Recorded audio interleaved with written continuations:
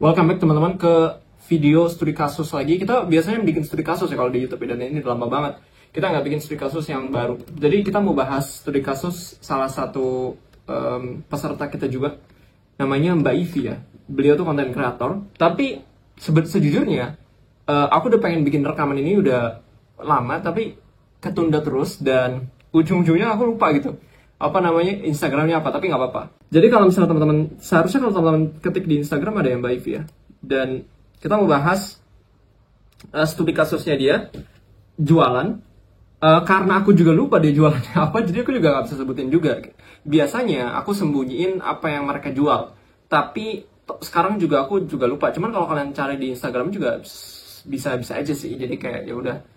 Oke, jadi di sini dia dapat 100 juta pertama ya dari produk digital, dan itu tanpa iklan. Dan itu menarik banget ya, karena kalau nginget-nginget tanpa iklan 100 juta tuh ya dulu juga sama di akun yang pertama aku ngebahas productivity itu juga lumayan banget ya dari organiknya gitu. Jadi buat teman-teman yang belum bisa ngiklan atau cuma pakai HP doang jadi nggak bisa ngiklan atau belum ada budget iklan, juga jangan putus asa gitu, masih ada jalannya untuk main organik. Oke, kalau misalnya lihat di sini dia dapat dia pakai link ID ya. Jadi teman-teman yang link ID, ini sedikit poin insight untuk link ID. Di sini itu dia pakai link ID, tapi dia itu niche-nya itu bukan niche yang ngajarin dapat duit lagi, seingatku ya. Nah, kalau teman-teman pakai link ID di niche yang cara mencari duit gitu, yang kayak bisnis online, misalnya ngajarin dropship atau affiliate atau investasi atau apalah itu, link ID itu pernah dapat image yang agak buruk dari audiens, dari pengguna Instagram, karena pernah ada tren di mana orang-orang jualan ebook. Nah, ebooknya itu kan kayak apa namanya, kayak MLM gitu. Walaupun sebenarnya bukan MLM, aku tahu, tapi orang-orang yang awam tuh merasa kayak ebook ini tuh ngajarin cara dapat duit, tapi ebooknya sendiri nyuruh orang itu jualin ebooknya lagi. Jadi kayak turun-temurun lah gitu, dan orang tuh banyak yang kecewa. Jadi image dari link ID kan dulu sebutannya si ijo kan. Nah, link ID itu jadi terdengar buruk di audiens. Bukan link ID-nya buruk ya, bukan, tapi persepsi di masyarakat ke link ID itu jadi agak drop. Nah, makanya itu kalau misalnya teman-teman pakai link ID, hati-hati untuk niche tersebut ya. Kalau misalnya niche lain cari duit mah aman sih insya Allah. Tapi kalau teman-teman ada di niche yang cari duit, terus pakai link ID jualannya, ya itu hati-hati gitu. Takutnya terimbas efek dari image yang buruknya itu. Jadi pertimbangkan untuk pakai platform lain untuk sementara. Nah, oke. Sekarang Mbak Ivi itu join kelasku ya. Waktu itu join kelas yang SMM, terus ikutan bimbingannya, karena kita juga ada bimbingan bulanan dari SMM. Terus dia ikutin tuh dari awal sampai akhir, dia ikutin semuanya, PR-nya dikerjain semua. Dan sangat giat banget gitu. Mungkin kita juga buka kali ya Instagramnya dia. Kita coba cari Instagramnya dia. Tapi sebelum itu kita pengen lihat dulu nih, dari pengunjungnya itu ada sekitar 40.000 views ya, 40.000 views, dan kliknya 37.000. Itu tinggi sekali ya, tinggi sekali. Artinya waktu di dalam link ID-nya kan itu ada tombol-tombolnya tuh, itu menarik untuk diklik, karena dari 40.000 37.000-nya ngeklik, itu tinggi banget gitu, itu tinggi banget. Nah, terus kalau dari lifetime ordersnya itu ada 20.000, itu gede banget. Walaupun bisa aja jadi dalam link ID-nya itu ada sesuatu yang gratisan. Jadi apakah 20.000 ini beli semua, yang 100 juta ini dari 20.000 itu belum tentu. Bisa aja ada sekian persen dari 20.000 itu yang ngambil produk gratisan. Tapi aku juga nggak tahu apakah dia menyediakan produk gratisan. Cuman biasanya ada produk-produk gratisan yang juga disempilin di link ID orang-orang kayak gitu. Kita lihat nanti Instagramnya deh ya. Kita buka aja deh, nggak apa-apa Instagramnya. Nah, jadi teman-teman, kalau misalnya teman-teman jualan, itu ada data-data seperti ini. Kalau misalnya teman-teman ngelihat data seperti ini, itu ngitungnya tuh gampang. Ngitungnya itu pakai persentase. Karena sales itu, sales itu adalah permainan angka. Jadi orang yang ngelihat segini, sekian persennya ngeklik. Sekian persen yang ngeklik, itu sekian persennya itu yang beli. Nah, itu jadi ada angkanya. Nah, kalau angka itu udah dapat, misalnya 40.000, 37.000-nya itu berapa persen? Kita hitung ya. 37.000 deh misalnya, 37.000 pas dibagi 40.000, itu ada sekitar 92,5%. 92,5% itu ngeklik setelah nge-views. Yang mana itu bagus banget angkanya, bagus banget. Kemudian dari 37.000, 20.000-nya itu order. Yang mana itu tinggi banget. Banget sih. Oke, kita hitung 20.000 di 20.000 itu adalah adalah 54%-nya. 54%-nya dari 37.000. Oke, itu sangat sangat bagus gitu. Oke, jadi nah kalau dengan data kayak gini nih, berarti kan 37.000 ini adalah 92,5 dari 40.000.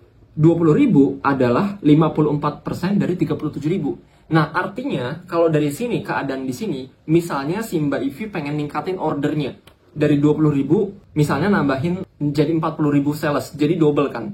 Nah, caranya gimana? Caranya adalah tinggal views-nya didobelin juga. Jadi 40.000 ke 80.000, 37.000-nya ke 74.000. 74.000. Jadi kalau ini yang naik double, ini double, yang ini ikut double. Insya Allah gitu ya. Ini secara rumus itu kayak gitu. Mungkin iya nanti di sisi lain ada namanya diminishing return, itu ada. Cuman kalaupun diminish pun paling cuman berapa persennya gitu. Tapi secara gambaran dasar tuh sebenarnya tinggal double aja. Jadi teman-teman tuh kalau misalnya pakai link ID atau pakai platform lain, itu teman-teman coba hitung deh. Dari views ke klik terus ke purchase-nya itu berapa. Tapi kalau teman-teman pakai mainnya iklan, itu lebih banyak lagi tuh datanya. Malahan lebih bagus gitu. Tapi kalau organik, datanya itu terbatas. Tapi tetap nggak apa-apa, tetap bisa dihitung gitu. Jadi 40.000 itu berarti 20.000 sales. Berarti kalau misalnya dia mau double ya berarti views-nya double juga. Gitu, berarti kontennya ya kontennya dia untuk dia jualan itu juga ditingkatin, entah frekuensinya ditingkatin atau kualitasnya ditingkatin atau storytellingnya ditingkatin atau offernya ditingkatin, CTA-nya ditingkatin kayak gitu. Yang penting ininya nge-double. Jadi kayak gitu. Sekarang kita akan lihat akun Instagramnya dia. Oke, sekarang kita udah lihat akun Instagram ini dari Mbak Ivi Lutfia, seorang mom trained in child development. Oke, jadi kayaknya ini yang aku lihat ya, kayaknya ini edukasi tentang tumbuh kembang anak. Yang mana ini niche-nya sangat tinggi demand-nya karena tingkat kelahiran di Indonesia itu tinggi sekali. Artinya setiap tahun tuh berapa banyak ada ibu baru. Jadi orang yang nikah itu sekian banyak setiap tahun dan yang melahirkan ada sekian banyak, itu kan marketnya ada lagi marketnya. Jadi itu marketnya gede sekali. Per tahun aja udah berapa banyak gitu. Dan itu setiap tahun ada lagi. Jadi marketnya tuh sangat luas, sangat tinggi demandnya karena siapa seorang ibu yang baru lahir, terus siapa yang pengen anaknya tumbuh kembangnya terhambat karena alasan apapun lah.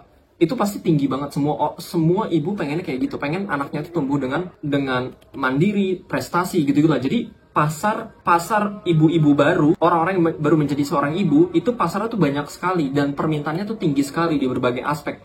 Kesehatan anaknya, pendidikan anaknya, potensi anaknya, terus bayi itu kan juga banyak ya rawan, saya nggak tahu ya, banyak misalnya kayak ternyata divonis misalnya ada penyakit-penyakit mental, autis, atau misalnya tumbuh kembangnya lambat, kayak gitu. Itu kan banyak sekali yang bisa dibenerin kan dari anak kecil, banyak sekali yang bisa dibenerin gitu. Jadi permintaannya banyak banget. Jadi kalau misalnya di sini ada edukasi tentang cara mastiin anaknya, misalnya anaknya nggak suka tantrum, gimana? Kalau anaknya, aduh banyak banget lah.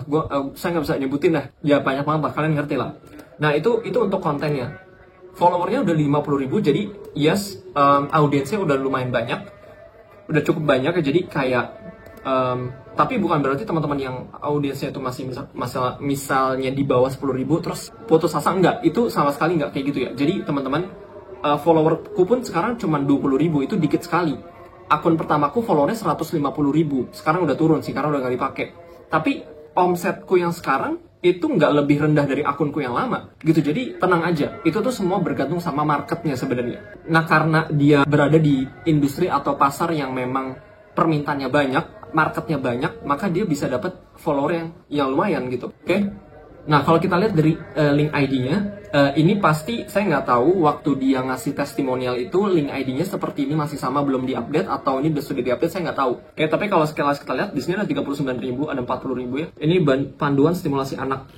BTW, kalau aku tunjukin kayak gini, bukan berarti kalian bisa ngikutin. Jadi hati-hati. Kenapa? Karena kita tuh nggak bisa sembarangan ngikutin niche-nya orang lain, tuh kita nggak bisa. Oke, karena pengalaman kita beda. Dan kalau kalian ngikutin pun ini, kalian akan kalah sama dia. Karena dia udah kayak gini gitu. Dia udah kayak gini. Jadi nggak usah FOMO, mau main produk ini, enggak, jangan. Terus di sini kita ini cuman pure untuk edukasi aja. Jadi di sini harga rata-rata 40.000, ini ada 100.000, 97. Nah, ini speech delay. Terus ini apa? Stimulasi toddler. Ini stimulasi 24 bulan. Ibu penambah empati. Nah ini yang tadi aku bilang, dari anak-anak tuh banyak sekali hal-hal yang bisa dibenerin gitu, karena masalah di anak tuh banyak sekali gitu. Kayak gini, ini murah-murah. Kalau misalnya teman-teman kita hitung yang tadi salesnya ada 20.000, tadi itu salesnya 20.400-an. Jadi kalau misalnya kita hitung 100 juta aja, 100 juta pas, itu dibagi dengan 20.400, berarti sekitar per salesnya itu ada 5.000 rupiah. Nah, 5.000 rupiah itu kan kecil banget ya. Kalau kita lihat dari harga jualnya itu segini, nah itulah kenapa makanya tadi aku bilang di antara 20.000 itu mungkin ada orang-orang yang ngambil yang gratis. Jadi ya kecampur lah datanya. Nah kita dari sini kita juga kurang tahu mana yang paling laku, kita juga nggak tahu gitu. Tapi yang aku pengen edukasiin ke kalian dari studi kasus ini adalah pasar yang tinggi demand-nya, bahkan bervariasi masalah di dalam industri itu sangat potensial sekali kayak gitu. Terus kemudian yang kedua adalah kalau kita udah mulai bikin produk digital, pastiin untuk Instagram kita tuh diisi gitu. Jangan cuma langsung iklan doang misalnya, atau langsung organik, langsung nge-spam setiap hari konten gitu. Ya nggak salah sih, cuman jangan lupa untuk kita isi bener-bener full Instagram kita. Dari bio-nya jelas kita ngapain, highlight-nya juga penuh. Kenapa? Karena yang kayak gini-gini, ini akan terkesan kayak, ya ini orang niat gitu, dan ini orang proper gitu. Itu kelihatan sekali. Kalau orang yang nggak proper, itu kelihatan sekali. Terus postingan juga udah 500, jadi ya udah effort banget lah ya. Gitu, terus ininya juga, bukan asal affiliate yang comot-comotan doang, bukannya affiliate salah ya, tapi teman-teman harus peka sama affiliate-affiliate yang, ini kayaknya udah terlalu keruh gitu, affiliate-nya.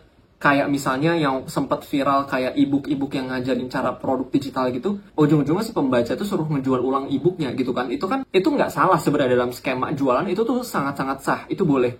Cuman audiens di Indonesia itu kebanyakan nggak suka. Dan ketika mereka nggak suka, mereka benci, akhirnya image-nya tuh jelek terhadap skema itu. Jadi teman-teman yang jualan kayak gitu, yang masih jualan e-book kayak gitu, nggak salah sih secara jualan atau bisnis, ya sah-sah aja, tapi teman-teman kena imbas image yang jelek, akhirnya jadi susah laku. Nah itu contohnya gitu. Tapi itu salah satu masalah dari produk digital.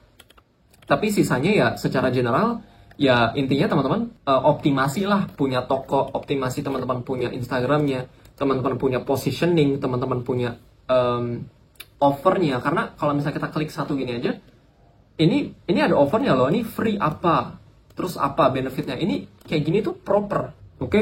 Jadi itu ya teman-teman, kurang lebih studi kasusnya, apa yang mudah-mudahan teman-teman dapat value ya dari video studi kasus kali ini ya. Jadi teman-teman pastiin untuk hitung, tadi pelajaran paling pertama itu hitung angka-angkanya teman-teman tuh berapa persentasenya, karena itu teman-teman jadi punya patokan, teman-teman harus ngonten ke views berapa, ke berapa klik, itu jadi punya patokan. Itu pertama. Kedua, teman-teman pastiin niche atau industrinya teman-teman tuh berada di niche yang memang demand-nya tuh tinggi. Karena ada niche yang demand-nya nggak tinggi, betul. Ada juga niche yang demand-nya tinggi, tapi orang nggak punya daya beli. Akhirnya ketika mereka nggak punya daya beli, mereka nggak bisa beli. Gitu. Itu saya pernah dulu kayak gitu. Jadi itu hati-hati. Jadi berada di pasar yang tinggi demand. Ketiga adalah ya proper gitu. Kalau misalnya main Instagramnya diproperin. Threads-nya juga dibikin yang layak. Produknya juga dibikin yang layak. Tampilan katalog link ID-nya atau landing page-nya itu dibikin yang layak. Terus offernya juga kayak gitu ya. Jadi itu intinya menunjukkan bahwa organik pun bisa sampai segininya kalau poin-poin tadi teman-teman ke checklist. Oke? Angkanya ketahui, niche-nya yang benar, sama bikin yang proper gitu. Yang layak, Instagramnya, sosmednya, semuanya. Kalau pakai YouTube-nya yang proper, produknya juga dioptimasi, penampilan produknya, visualnya itu sangat berpengaruh. Harganya disesuaikan sama kemampuan marketnya juga, kayak gitu-gitu. Jadi kalau itu udah bener, organik tuh bisa jalan. Oke? Semoga teman-teman terbantu dengan video ini. Nah, terakhir teman-teman, kalau misalnya pengen dibantuin langsung, ya teman-teman bisa ke ikutan ini ya untuk ke program SMM juga. Kalau misalnya pengen dibimbing juga 1 bulan dibimbing, dan juga ada modul-modul yang bisa ditonton berulang kapanpun. Jadi teman-teman yang waktunya sempit, misalnya kantoran, itu tetap bisa diulang-ulang. Kalau teman-teman yang pengennya di-push, dikasih PR, eksekusi, take action, teman-teman kita juga ada program live mentoring selama 1 bulannya. Gitu. Jadi kalau mau klik link yang ada di deskripsi atau di komentar, klik link itu ya, nanti teman-teman bisa langsung daftar. Oke, jadi itu aja. Kita ketemu di video studi kasus yang berikutnya.